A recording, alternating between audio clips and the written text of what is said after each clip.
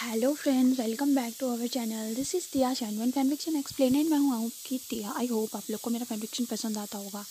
पसंद आता है तो प्लीज़ चैनल को सब्सक्राइब कर देना, वीडियोज़ को लाइक कर देना। जो न्यू लिसनर है उनसे एक रिक्वेस्ट है कि प्लीज़ जाके पहले चैनल को सब्सक्राइब कर लीजिए, बेल आइकन को प्रेस कर लीजिए ताकि सोशल रिलेटेड जो अपनी वीडियो होगा उसके नोटिफिकेशन को आप लोग मिस ना करो।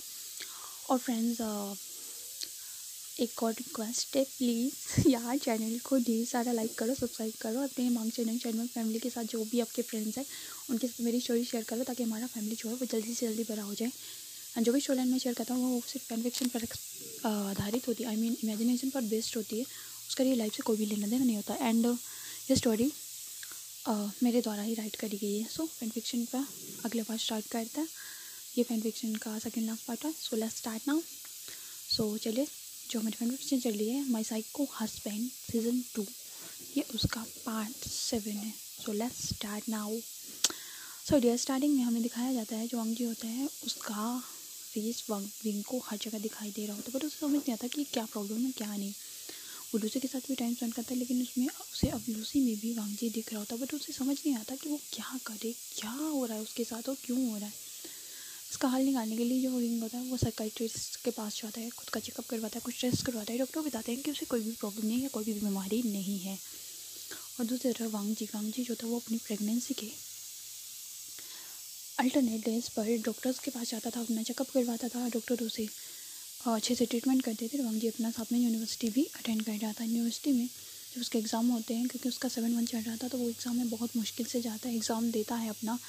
फिर उसके बाद कंप्लीट होने के बाद वो अपने घर पर प्रॉपर्ली रेस्ट करता है। एंड उसकी जो मेड होती है वो उसका बहुत अच्छे से ख्याल रखती है। वैन किंग ने उन्हें अपनी अब्सेंस में वांग जी का ख्याल रखने के लिए टोटली प्रिपेयर कर दिया था कि वांग जी की डिलीवरी जब भी होगी तो वैन किंग उसके साथ ही होगी। वांग जी बहुत हैप्पी था अपने बेबी को पाकर, क्योंकि वो अपने फर्स्ट बेबी को खोकर बहुत ज़्यादा दुखी था। लेकिन उसका सेकंड बेबी जो है वो अभी भी लाइव है। ये सुनकर वांग जी की आंखों में एक जीने की होप जाग चुकी थी। उसने वो अपने बेबी से हर दिन बातें करता है, अपने बढ़ते हुए टमी को वो हर दिन मिरर पे देखता है एंड खुश होता है एंड कहता है, विंग गगा आप तो मेरे साथ नहीं हो, बट देखिए आपका अंश मेरे अंदर है और मैं उसे लेकर साथ चल रहा हूँ। मैं उसे बर्थ भी दूंगा कुछ टाइम में।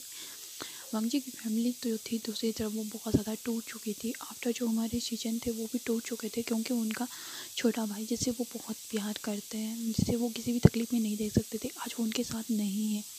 सबने ऑलमोस्ट मान ही लिया था कि वांग जी जो है अब इस दुनिया में नहीं रहा है। उनके किसी राइवल ने वांग जी को मार दिया है। उनके साथ तो यही था। इसी तरह देखते देखते वांग जी के जो है वो 9 मंथ बीत जाते हैं। 9 मंथ के बाद वांग जी को लेबर पेन स्टार्ट होता है। एक दिन वो अपने सोफा पर बैठा होता है, उसकी मेड वर्क कर रही होती है एंड वांग जी अपने टमी के साथ बैठा होता है। तभी उसे अचानक से शार्प पेन उठता है अपने टमों में। तभी वो अपनी आंट जो उनकी थी शोमा, उनसे कहता है कि आंट मुझे टमी में बहुत ज़्यादा पेन हो रहा है। तभी उसे आंट चेक करते हैं। एक्चुअल में वो एक विलेज से औरत थी, तो उन्हें पता है कि लेबर पेन कैसे स्टार्ट होता है। तो वो वांग जी को देखकर बताती थी कि तुम्हें लेबर पेन स्टार्ट हो गया, इसलिए वो वैन किंग के हॉस्पिटल में कॉल करके एम्बुलेंस बुलाती है। एम्बुलेंस में बिठाने तो जब आती है तो वांग जी को 15 मिनट के बाद ही, एम्बुलेंस आने के बाद वांग जी को हॉस्पिटल लेके जाया जाता है। दूसरी तरफ विंग को अब वांग जी के प्यार का एहसास हो रहा था। उसे एहसास हो रहा था कि वो भी वांग जी से प्यार करता है, बट अब क्या फ़ायदा उस प्यार का जब उसने वांग जी को ऑलमोस्ट खो ही दिया है। वांग जी की जो हालत बहुत कंडीशन बहुत ख़राब थी, क्योंकि पहले भी उसका मिसकैरेज हो चुका था। एक भी तो उसके ट्विंस बेबी थे, बट उसका एक बेबी मिसकैरेज हो गया था, जिस वजह से वांग जी बहुत हर्ट था। दूसरी तरफ विंग ने भी उसे कई कसर नहीं छोड़ा था उसको कोई भी हर्ट करने का। फिर धीरे धीरे टाइम उसके वो होता है, वांग जी बेबी को बर्थ देता है। वो एक बेबी बॉय था जो कि एक अल्फा था। वांग जी को लेकर जब वैन किंग घर आती है तो देखती है कि वहाँ पर वैनिंग और हुसैन ने पूरा घर को बहुत अच्छे से सजाया था, उनका अपार्टमेंट को। सारी तरफ जो था वो बेबीज़ के पिक्चर लगे हुए थे, उन्होंने बेबीज़ के फ़ोटोज़ लगाए हुए थे एंड साथ में जो है वो बेबी के लिए खिलौने रखे हुए थे। हुसैन बहुत खुश था अपने बेस्ट फ्रेंड वांग जी के लिए। जब वांग जी आता है तो उसे चलने में प्रॉब्लम हो रहा था। बेबी को हमारी शुमा आंटी ने पकड़ा था एंड वैन किंग उसे जो थी वो वैन किंग जो थी उसने वांग जी को अच्छे से कैरी किया हुआ था। फिर वो लोग मिलकर उसे घर में लाते, वो लोग बहुत अच्छे से सेलिब्रेट करते हैं। वांग जी भी अपने बेबी को पाकर बहुत ज़्यादा खुश था। वो लोग इसी तरह टाइम स्पेंड करते हैं। फिर वैन किंग और जो हमारी मैम थी उनका भी मैरिज हो जाता है एंड हुसैन एंड और जो वैनिंग थे वो भी मैरिज कर लेते। अब हुसैन जो था वो भी एक्सपेक्ट कर रहा था, वो भी प्रेग्नेंट था। दूसरी तरफ शुयंग और जो हमारे शाओ शिनचैन थे, उन्होंने भी शादी कर लिया था एंड वो भी अब पेरेंट्स बन चुके थे। उनके यहाँ एक बेबी गर्ल ने, बहुत क्यूट सी बेबी गर्ल ने बर्थ लिया था। और चेंग जो था वो अगेन प्रेग्नेंट था एंड वो अभी अपना 3rd मंथ को कंप्लीट करने वाला था। लांस और जियांग बहुत ज़्यादा टेंस थे अपने बेटे। लांस इसलिए टेंस थे क्योंकि उन्होंने अपने छोटे बेटे को खो दिया था एंड जियांग इसलिए अपसेट थे क्योंकि उन्होंने अपने बेटे के husband mega husband son in law को खो दिया था। उसके बाद डियर समय टाइम स्किप करके दिखाया जाता है। सभी मतलब सैड सी स्टोरी चल रही है हमारी। दूसरी तरफ जो मेरी लूसी थी वो कोई भी चांस नहीं जाने देती थी विंग के करीब आने का और उसके करीब आने का। बट विंग का अब लूसी से मन बह चुका था, अब उसे वांगजी चाहिए था किसी भी हालत में। बट विंग को वांगजी तो मिलने से रहा। उसके बाद हमें डियर्स टाइम स्किप करके जो है वो हमें 5 साल बाद का दिखाया जाता है, जहाँ पर एक छोटा सा बेबी होता है जो अपनी मम्मा के साथ जा रहा होता है, अपने ओमेगा फादर के साथ जा रहा होता है। एंड क्या होता है, मामा मुझे आइसक्रीम खाना है, आप आयुआन को आइसक्रीम नहीं खिलाओगे? तो वो पर्सन कहता है जी मैं बिल्कुल तुम्हें ये खिलाऊंगा, चलो। फिर उसके बाद वांगजी उसे आप लोग को बताते वो पर्सन कोई और नहीं, वांगजी है जो अपनी बेबी आयुआन के साथ, जिसका नाम उसने जो उस बेबी को बर्थ दिया था उसका नाम बेबी आयुआन रखा था। तो वो बेबी आयुआन के साथ उसके आइसक्रीम पानी लेकर जाता है, वहाँ पे उसके आइसक्रीम खिलाता है, खुद भी इंजॉय करता है एंड फिर उसको उसके किंडरगार्टन स्कूल छोड़ देता है। वहाँ पे बेबी आयुआन बहुत अच्छे से ग्रो हो रहा था और जो विंग था अब उसने अपने बिजनेस को टेक ओवर कर लिया था। जो यंग का बिजनेस वही संभाल रहा था, सारी मीटिंग्स वही अटेंड कर रहा था। एक दिन वांगजी जो था अपनी बेबी को का वेट कर रहा होता है, वो अपनी बेबी को स्कूल में लेने के लिए जा रहा होता है। तो उसी स्कूल में वहाँ पर एनुअल फंक्शन लगा हुआ था, जिस एनुअल फंक्शन में जो प्राइज डिस्ट्रीब्यूशन फंक्शंस होते हैं स्कूल्स में, वैसे ही वहाँ पर उस स्कूल में जो है वो एक चीफ गेस्ट के रूप में विंग को बुलाया गया था, एक बेस्ट बिजनेसमैन आइकॉन के तौर पर। तो वो वहाँ का चीफ गेस्ट था। वहाँ पर अच्छे से प्रोग्राम्स होते हैं। हमारा भी अयान भी उस फंक्शन का हिस्सा बनता है, उस फंक्शन में पार्टिसिपेट करता है। उस फंक्शन में वो भी बहुत क्यूट सा सॉन्ग गाता है एंड वो गाना पता है क्या गाता है, आप लोग को सुनाता हूँ। अगर मेरी वॉइस में अच्छा ना लगे तो प्लीज़ मुझे माफ़ कर देना।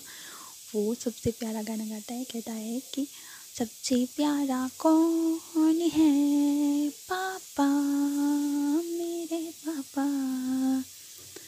चंदा ने पूछा तारों से, तारों ने पूछा हजारों से। ऐसा करके वो गाना गाता है अपनी तोतली सी वॉइस में। अगर मेरा वॉइस बहुत फटा हुआ लाउड स्पीकर की तरह आ रहा होगा तो सॉरी, एंड मेरे भी जो नॉइस आ रहा है उसको भी इग्नोर करना।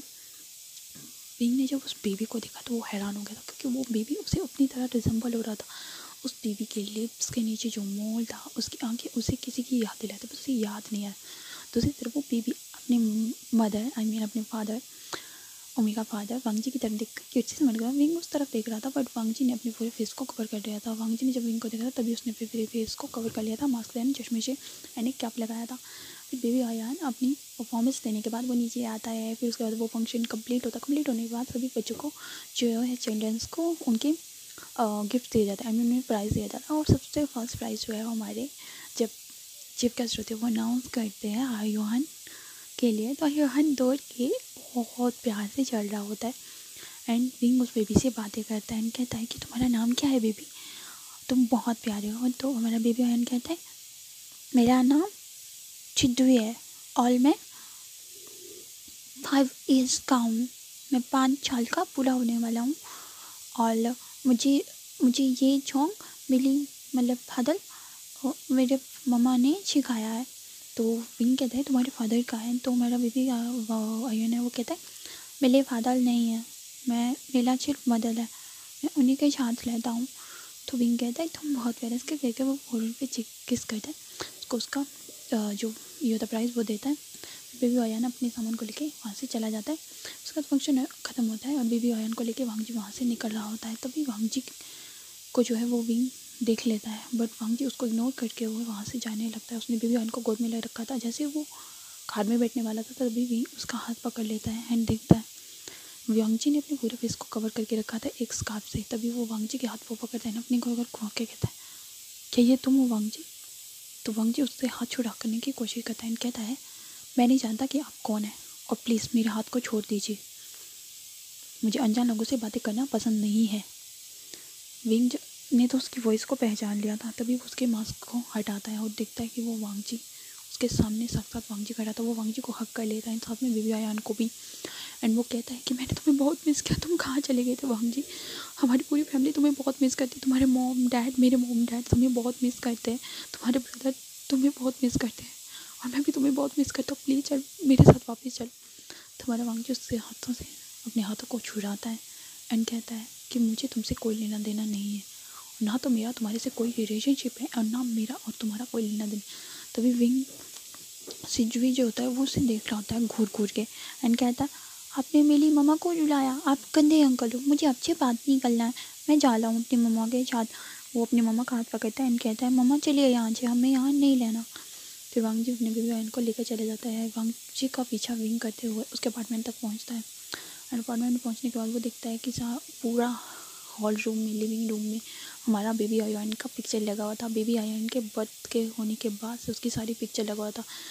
विंग को जो वेनकिंग की जो मेट थी उसे विंग अच्छे से जानता है, शोमा आंटी को, और वो कहता है क्या ये आप हैं शोमा आंटी?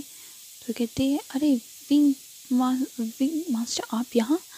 फिर विंग उनसे बातें करता है। वो वांगजी के बारे में पूरा जानकारी ले लेता है। एंड विंग को कुछ तो गड़बड़ लगता है क्योंकि वो बेबी आयन का एज पूछता है। तो वो शोमा आंटी उसे बेबी आयन की बात के बारे में बताती हैं कि वांगजी उन्हें कब मिला और कैसे और उन्हें कब से केयर कर रहे हैं। वांगजी ने मना करा पर शोमा आंटी ने उसे बता दिया।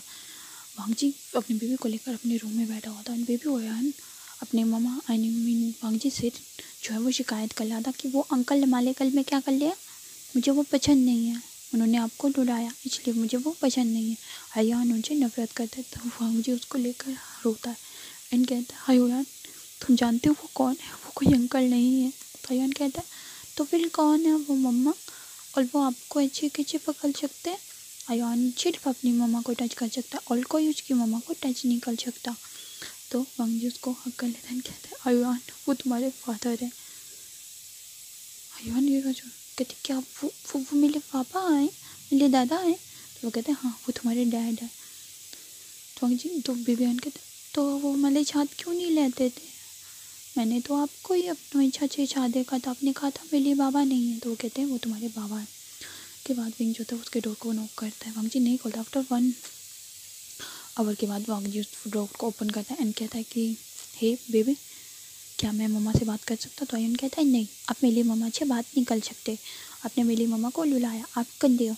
तो वो शोमा आंटी को बुला के बेबी अयन को दे देता है उनकी गोद में एंड वो वांगजी से बात करता है एंड कहता है उसका हाथ पकड़ आई एम सॉरी वांगजी, मैंने जो भी किया मैं जानता हूँ कि मैंने तुम्हारे साथ बहुत ज़्यादा गलत किया, मैंने एक साइको की तरह तुम्हारे को टॉर्चर किया, तुमसे शादी किया, तुम्हें इस तरह मजबूर कर दिया कि तुम मुझे छोड़कर चले जाओ, बट आई स्वेयर मैंने तुम्हें बहुत मिस किया। वांगजी कहता है मुझे तुम्हारी ज़रूरत नहीं है, जब मुझे तुम्हारी ज़रूरत थी तब तुम मेरे साथ नहीं थे, तुमने मुझे सीढ़ियों से फेंक दिया था, तुम जानते हो उस टाइम में प्रेग्नेंट था, मैंने अपने बच्चे को खो दिया उस टाइम।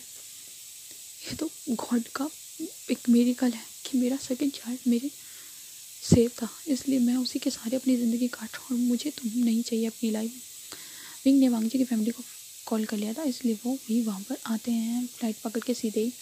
विंग की फैमिली वांगजी को देखकर बहुत अच्छी तरह से गले लगाती है। मिसेज लाड अपनी बेबी को गले लगा कर कहती है वांगजी तुम छोड़कर क्यों चले गए, तुम्हें पता है मैं और तुम्हारे फादर कितनी मुश्किल से तुम्हें ढूंढा है, तब जाके तुम मिले हो और तुम हमें इग्नोर कर रहे थे।